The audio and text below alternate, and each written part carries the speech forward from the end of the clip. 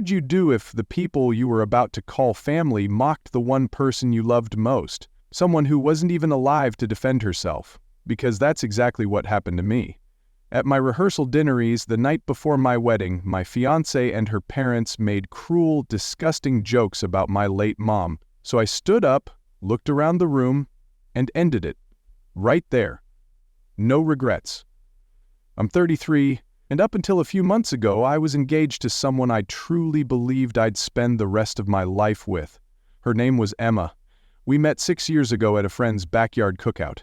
She had this incredible laugh, this energy about hers.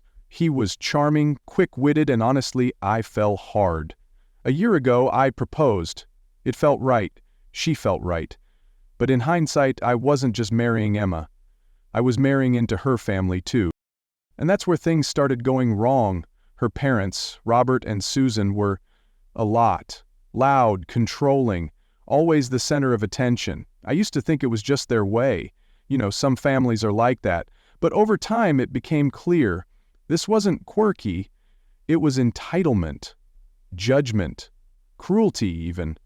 Before I tell you how everything blew up at the rehearsal dinner, I need you to understand something. I need you to understand my mom. Her name was Elizabeth. She was my anchor, my example.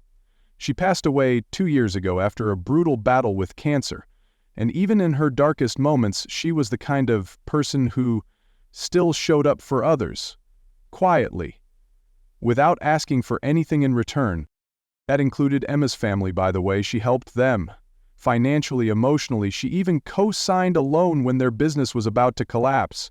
But the way they talked about her, if you had heard it that night, you'd understand why I walked away. Back when I first introduced Emma to my mom, it went well enough. My mom liked Emma. She told me so, and Emma seemed polite. But as things got more serious, it became obvious that Emma didn't really get along with my mom. It wasn't anything dramatic, just small comments here and there, like how Emma would call my mom overly involved or a little too eager to help. It rubbed me the wrong way, but I figured it was just nerves or Emma trying to adjust to being part of a new family. The thing is, my mom did a lot for Emma's family. Years ago, when their restaurant was on the verge of shutting down, my mom co-signed a loan to help them out. No one else would take that risk, but my mom believed in them. She even helped them organize their finances and put together a plan to make the business profitable again. And it worked. The restaurant survived, and Robert and Susan were able to keep their livelihood. But it didn't stop there. When their restaurant's industrial oven broke down, they didn't have the money to replace it. My mom paid for it outright, because she didn't want them to lose business. She never asked for the money back, even though she could have used it for her own medical bills later on. That's just who she was. Then there was Emma's older brother, Nathan. He was struggling to finish college because he couldn't afford tuition for his last semester. My mom stepped in and covered the cost so he wouldn't have to drop out. She said, "Education is one thing no one can take away from you." It wasn't just money she gave, it was time and energy. She spent hours helping Emma's family with everything from bookkeeping advice to babysitting Nathan's kids so he could focus on studying. And let me tell you, not once did Robert, Susan, or Nathan ever thank her properly. Sure, they said thanks in passing, but there was no real acknowledgement of what she'd done for them. My mom never cared about that, though. She wasn't in it for the recognition. She just wanted to help people. When my mom passed away, I was devastated. She was my world, and losing her felt like a piece of me was gone forever. Emma was there for me during the worst of it, or at least I thought she was. Looking back, I realized a lot of her support was more about doing the bare minimum. She'd say things like, "You need to move on," or "Your mom wouldn't want you to be stuck in grief," which, yeah, maybe was true, but it didn't feel comforting. It felt dismissive. Leading up to the wedding, I started noticing more red flags. Emma was weirdly dismissive anytime I brought up my mom in conversations about the ceremony. For example, I wanted to include a small tribute to my mom during the vows, and Emma just brushed it off, saying, "Isn't that going to make people sad? Weddings are supposed to be happy." I let it slide because I didn't want to start a fight, but little things like that kept piling up. Then there were the comments from Robert and Susan. They had this way of talking down to me like they thought Emma was marrying beneath her. Robert once joked about how Emma was upgrading her life by marrying someone from a simpler background. Susan would say things like, "Well, we all make sacrifices for love," as if Emma was doing me a favor by agreeing to marry me. It stung, but I kept my mouth shut for Emma's sake. Looking back now, I wish I'd spoken up sooner. Maybe I could have saved myself some heartache, but I kept telling myself that once the wedding was over and the dust settled, things would get better. I couldn't have been more wrong. So fast forward to about a month before the wedding. That's when things really started to unravel. Like I said earlier, Emma's parents, Robert and Susan, offered to host the rehearsal dinner at this fancy restaurant they had ties to. At first I thought it was a nice gesture. I figured maybe they were trying to smooth over all the little snide comments and awkward moments we'd had during the wedding planning. I even told myself maybe this is their way of stepping up and showing some class. Now, a little context about this dinner. Emma's parents didn't just offer to host it. They made a big show of how generous they were being. Susan kept bringing it up in conversations like, "Oh, we've put so much effort into making this rehearsal dinner perfect. It's going to be the talk of the town." Robert, of course, chimed in every chance he got, reminding me and everyone else that the restaurant was one of the best in the area and how we were lucky they were able to secure it. The whole thing started to feel less like a gift and more like an ego boost for them. But whatever, I was focused on making the wedding happen, so I let them take the reins on the rehearsal dinner. Big mistake. As we got closer to the date, Robert and Susan's true colors started to shine through even more. Every conversation with them turned into some kind of backhanded comment or passive-aggressive remark. For example, when I tried to confirm the guest list for the dinner, Susan rolled her eyes and said, "We'll handle it, James. You don't need to stress over the details. Just show up and enjoy." It was such a small thing, but it bugged me. Like this was supposed to be our event, right? Shouldn't Em and I have a say in who's coming? Then there was the menu. Susan made this huge deal about how they were curating a high-end dining experience for the night. She kept saying things like, "Oh, we've got the chef to create something really special. Nothing like what you'd normally find back home, James." That last part was her favorite dig back home. She loved reminding me that I wasn't from the same social circle as them. I'm from a small working-class town and they never let me forget it. I tried to brush it off and focus on the bigger picture. I kept telling myself, it's just one night. Smile, nod, and get through it. But even Emma was starting to act weird. She'd always had this habit of siding with her parents on things, but in the weeks leading up to the dinner, it got worse. Anytime I brought up an idea or concern, she'd wave it off and say, "James, you're overthinking this. My parents know what they're doing." The thing is, it wasn't just about the dinner. It was the way they made me feel like an outsider in my own relationship. They treated me like I was lucky to even be in the room. Like I should be grateful that Emma was willing to marry me. And Emma, she never stuck up for me. If anything, she encouraged it by laughing along or dismissing me whenever I tried to bring it up. A week before the dinner, there was this incident that should have been a huge red flag for me. Emma and I were at her parents' house finalizing some details for the wedding. Susan was in full control mode, flipping through seating charts and floral arrangements like she was planning a royal event. At one point, I made a suggestion about changing the centerpieces to something simpler, something my mom would have loved. Susan didn't even look up from her binder. She just said, "Oh, Elizabeth had interesting taste, didn't she? But this is Emma's day. Let's keep things modern, shall we?" I froze. It was such a subtle jab, but it hit me hard. Emma didn't say a word. She just kept scrolling on her phone like nothing had happened. I wanted to call Susan out right then and there, but I didn't want to start a fight. So I swallowed my pride and stayed quiet. Looking back, I hate that I didn't say something. It's like every little insult and smite was adding up. But I kept brushing it off because I didn't want to rock the boat. I thought I was keeping the peace.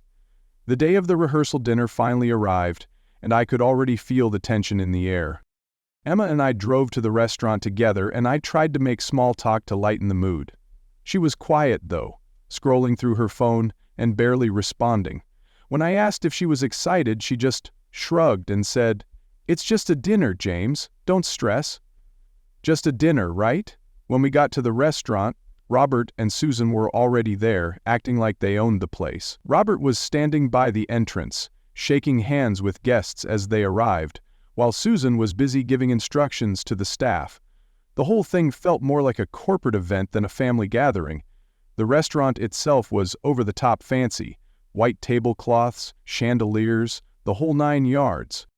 It was the kind of place that screams, "Look how important we are." And honestly, it just made me feel more out of place. As the guests trickled in, I started noticing something weird. Most of the people there were from Emma's side of the family. There were maybe 3 or 4 people from my side, my dad, my sister, and a couple of close friends and relatives. Everyone else was either a relative of Emma's or one of her parents' business associates. It was like they'd turned the rehearsal dinner into a networking event. I pulled Emma aside and asked her what was going on. "Why aren't more of my family here?" I said. She gave me this exasperated look and said, "James, your family's small. My parents had to fill the room somehow. It's not a big deal." Not a big deal. That was her answer for everything. I bit my tongue and went back to mingling, but I couldn't shake the feeling that this dinner wasn't about us. It was about Robert and Susan showing off. They'd hijacked what was supposed to be a celebration of our relationship and turned it into their own personal spectacle. After everyone had eaten, the real show started. The speeches. Robert was the first one up, of course. He grabbed the mic like he was giving a keynote address at a conference, not talking about his daughter's wedding. He cleared his throat and started with, "Welcome, everyone. And tonight is about celebrating the union of 2 families, our Emma and, of course, James." He said my name like it left a bad taste in his mouth. I was sitting there trying to stay calm, but every word out of his mouth was a thinly veiled insult. He started talking about how proud he was of Emma and how she's always been the star of the family. She's always known what she wanted in life and gone after it. And now she's marrying someone who will keep her grounded. He smirked when he said that, and I swear a couple of people chuckled. I just stared at him, wondering if I'd heard him right. Then he launched into this story about how Emma was always a high achiever even as a kid, and how it was a good thing she had their guidance to stay on the right track. At one point he said, "You know, we've always taught Emma to aim high, and while James might not be what we envisioned at first..." He trailed off, letting the sentence hang like it was supposed to be funny. I could feel my dad and sister glaring at him from across the table. Next up was Susan. She strutted to the mic like she was about to accept an award. Her speech started off okay. She talked about how much she loved Emma and how excited she was for the wedding, but then she started making these little digs about me. She talked about how Emma was the perfect daughter who deserved the best in life and said, "It's a good thing she's patient because she's taught James so much already." I almost choked on my water. What did Emma teach me? How to bite my tongue while her parents insulted me every chance they got? Then Susan turned to me and said, "Oh, we're so happy to welcome you into the family, James. It'll be nice to finally have someone who doesn't mind getting their hands dirty, right?" She laughed, and a few of her relatives joined in. I glanced at Emma, hoping she'd step in or at least look uncomfortable, but she was smiling along with them. And just when I thought it couldn't get worse, Robert got back up to the mic. He clinked his glass and said, "One last thing before we wrap this up. I just want to acknowledge someone who's no longer with us but played a big role in shaping who James is. His mom, Elizabeth. For a split second I thought he might actually say something kind, but no. Instead he said, Elizabeth was one of a kind. She had a habit of inserting herself into situations, didn't she? Always had an opinion about how things should be done." He laughed, and Susan chimed in, "Oh, she definitely had strong opinions. Remember how she always insisted on helping us even when we didn't ask?" I couldn't believe what I was hearing. They were talking about my mom like she was some nosy neighbor. Robert wasn't done, but in all seriousness he said, "Elizabeth was a generous woman. She helped us out a lot, sometimes too much, if I'm being honest." He winked like it was some kind of inside joke. The room got quiet, but Robert just kept going. "We'll be sure to keep her spirit alive at the wedding. Let's hope James doesn't inherit her enthusiasm for taking charge, though. We wouldn't want him meddling too much, right? That was it. I felt my face get hot and my fists clenched under the table. I glanced at Emma, waiting for her to say something, anything to shut them down. But she just laughed and said, "Oh, Dad, stop." Like it was all harmless fun. Harmless fun. They were mocking my mom's memory in front of a room full of people, and Emma thought it was funny. I couldn't believe it. The worst part was that Robert and Susan acted like they were being charming. They had this smug look on their faces, like they thought everyone was laughing with them. But when I looked around the room, I could see that wasn't the case. When Robert finally sat down, the tension in the room was so thick you could cut it with a knife. The clinking of forks and glasses started again as people awkwardly tried to move on from the train wreck of a speech. Emma leaned over and whispered, "Are you okay?" Her tone was casual, like she was asking if I wanted more water, not if I was seething with rage. I didn't even look at her. I just nodded. My jaw clenched so tightly I thought my teeth might crack. But then Susan walked over to our table. "James," she said sweetly, "I hope you weren't offended." Robert and I just wanted to add a little humor to the evening. It's all in good fun. That's when something snapped in me. I couldn't stay quiet any longer. I stood up, my chair scraping loudly against the floor. "Are you serious right now?" I said, my voice low but shaking with anger. So, there I was, standing in the middle of the rehearsal dinner, chair still slightly tipped back from when I stood up. The whole room had gone dead silent, like someone had muted the TV. All eyes were on me, but I didn't care. My heart was pounding and my face was hot, but I knew I couldn't just let this slide. Robert and Susan's mocking of my mom was already too much, but that fake apology from Susan, that was the final straw. "Are you serious right now?" I repeated, looking directly at Susan. She froze for a second, probably not expecting me to actually call her out. Robert looked up from his drink like I'd just insulted him. Emma, sitting next to me, whispered, "James, stop." But I ignored her. "Let me get this straight," I said, my voice louder now. "You spent the entire night taking cheap shots at my mom, the woman who helped your family when no one else would, and now you're acting like it was just a joke. You think that's okay?" Robert leaned back in his chair, folding his arms. "Relax, James," he said, smirking like he thought this was no big deal. "You're overreacting. It was all in good fun." "Good fun?" I shot back. "You called her meddling. You said she was too much. You mocked her generosity like it was some kind of flaw. How was that good fun?" The tension in the room was unbearable. I could see a few of Emma's cousins looking down at their plates, clearly uncomfortable. My dad, on the other hand, was staring at Robert like he wanted to punch him. My sister had her arms crossed, glaring at Susan like she was waiting for her turn to jump in. Susan tried to laugh it off. "Oh, James, don't be so sensitive. We were just sharing a few stories. Everyone knows how Elizabeth liked to take charge."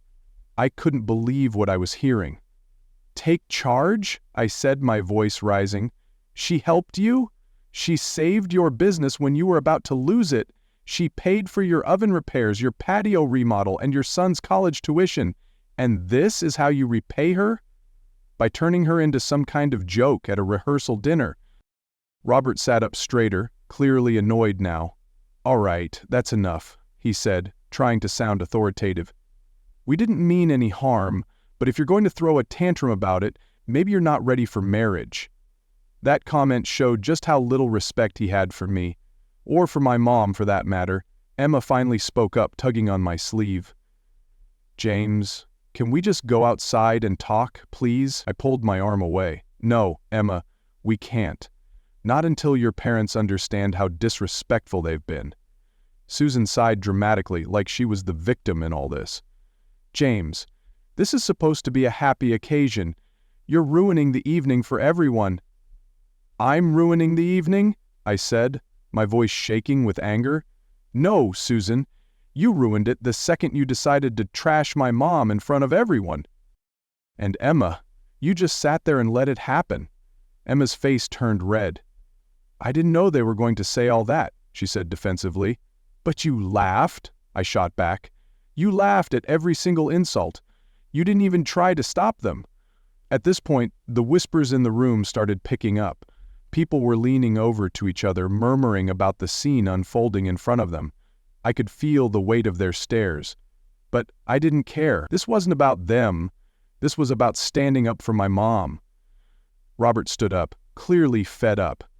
"All right, James, if you're so offended, maybe you should leave," he said, pointing toward the door. For a moment, I considered it. I thought about just walking out, leaving them to their perfect little dinner. But then I looked around the room, at my dad, my sister, my few friends who had come to support me. They were all watching, waiting to see what I'd do. And I realized I wasn't going to let Robert and Susan get away with it. Not this time. "No," I said firmly, "I'm not leaving. Not until you understand what you've done." Robert opened his mouth to respond, but I cut him off. "You act like my mom was some overbearing busybody, but without her you wouldn't even have this restaurant connection. She didn't do any of that because she wanted recognition or praise. She did it because she cared. And now you're sitting here trashing her memory like it's some kind of punchline. That's not just disrespectful, it's disgusting." The room went completely silent again. Even Robert looked taken aback, like he didn't know how to respond. Susan opened her mouth, but no words came out. Emma just sat there, staring at the table, her face a mix of embarrassment and anger. Finally, Robert muttered, "We didn't mean it like that." "It doesn't matter how you meant it," I said. "What matters is how it came across. You don't get to rewrite who my mom was just because it suits your narrative. She deserved better than that, and honestly, so do I." With that, I stepped back from the table and grabbed my coat. "You want me to leave? Fine, but don't expect me to come back." My dad stood up immediately, ready to follow me out. My sister grabbed her purse and shot one last glare at Susan before joining us. A couple of my friends stood up, too, looking unsure but supportive. Emma called after me, "James, wait!" But I didn't stop. I walked out of that restaurant, my head held high, even though my heart was pounding in my chest. Outside, my dad put a hand on my shoulder. "You did the right thing," he said. "Your mom would be proud." I nodded, but I didn't feel proud. I felt angry and betrayed, and I realized something. If she couldn't stand up for me or for my mom, then maybe she wasn't the person I thought she was. Part of me thought I'd done the right thing by walking out, but the other part of me couldn't shake the feeling that it wasn't enough. If I left things as they were, Emma and her family would just spin the story to make me the bad guy. They'd frame it as me being too sensitive or overreacting. No, I couldn't let that happen. This wasn't just about me. It was about my mom, her memory, and what I stood for. I took a deep breath and turned to my dad. "I need to go back in there," I said. "What?" my sister blurted out. "Why? You don't owe them anything." "I know," I said, looking at her. "But I'm not leaving this unfinished. I need to make it clear to Emma, to her parents, to everyone, that I'm done for good." My dad hesitated, then nodded. "If that's what you need to do, we'll back you up." "No," I said, shaking my head. "This is something I have to do on my own." My sister looked like she wanted to argue, but she held her tongue. I turned and walked back toward the restaurant. My stomach was in knots, but my mind was clear. I wasn't walking back in there to cause a scene. I was walking back in there to end things once and for all. People were whispering to each other, stealing glances at the door as I walked back in. Emma was still sitting at the table, her face pale and her eyes wide.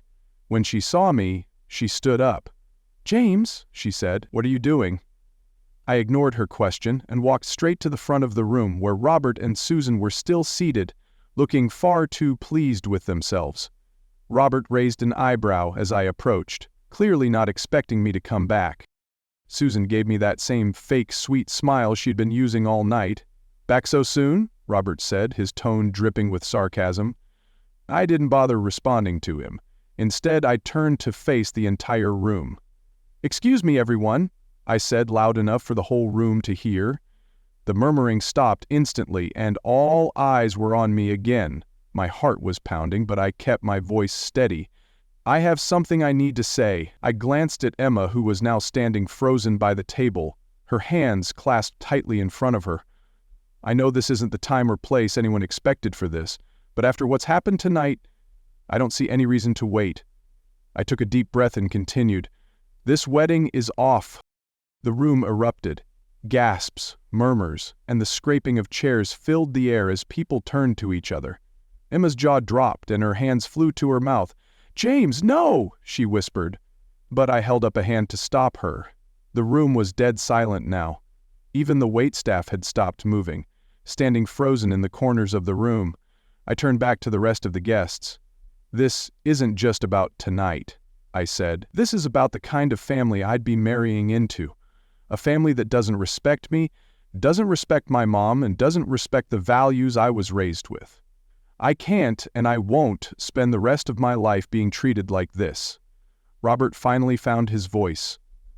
"You're making a big mistake, kid," he said, his tone dripping with condescension. "You're throwing away a good thing over nothing." I laughed bitterly. "Nothing? You think disrespecting my mom is nothing? You think treating me like I'm less than is nothing? No, Robert. The mistake would be going through with this wedding and tying myself to a family that doesn't deserve me." Susan looked like she was about to cry. Or maybe she was just embarrassed that their little show had backfired. "James," she said, her voice shaky, "let's not make decisions in the heat of the moment. We can talk about this tomorrow when everyone's had a chance to cool down." "No," I said firmly. "We're not talking about this tomorrow or ever. This is done." I turned to Emma one last time. Her face was streaked with tears, and she looked like she didn't know whether to scream or beg. I walked back toward the door, my footsteps echoing in the silent room. As I reached for the handle, I heard Emma call after me one last time, "James, please don't do this." I paused for a moment, my hand on the door, then turned back and said, "I already did." Walking out of that restaurant felt like ripping off a Band-Aid. There was a sting, sure, but the overwhelming feeling was relief. It was over. The wedding, the constant disrespect, the feeling of being second best in a family I was supposed to join, all of it was behind me. The next morning, the real fallout began. I woke up to about 100 unread messages on my phone. Most of them were from Emma, a few were from Robert and Susan, and there were even a couple from random relatives of hers who I barely knew. The tone of the messages ranged from pleading to outright nasty. Emma's texts were full of apologies. "I'm sorry, James. I didn't mean to hurt you. Please just talk to me." Robert's were more aggressive. "You embarrassed us in front of everyone. You'll regret this." And Susan, she tried to play the victim. "I can't believe you did this to Emma. She didn't deserve this." I ignored all of them. By mid-afternoon, Emma showed up at my apartment. I knew it was coming. I'd been bracing for it all day.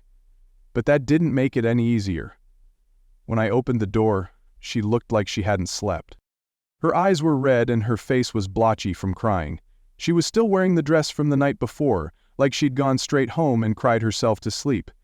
"James," she said softly, her voice shaking, "can we please talk?"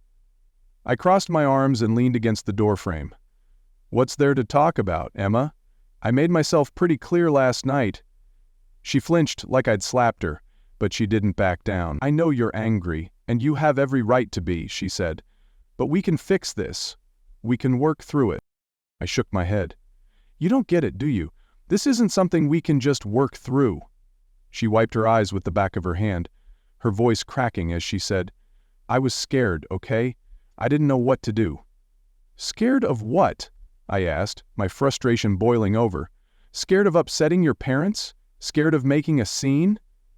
She didn't have an answer. She just stood there, crying, while I stared at her, waiting for something, anything, that would make me believe she actually understood what she'd done.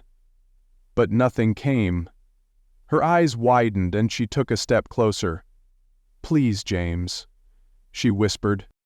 "Don't do this. We can make it work. I'll talk to my parents. I'll make them apologize. Just don't end it like this."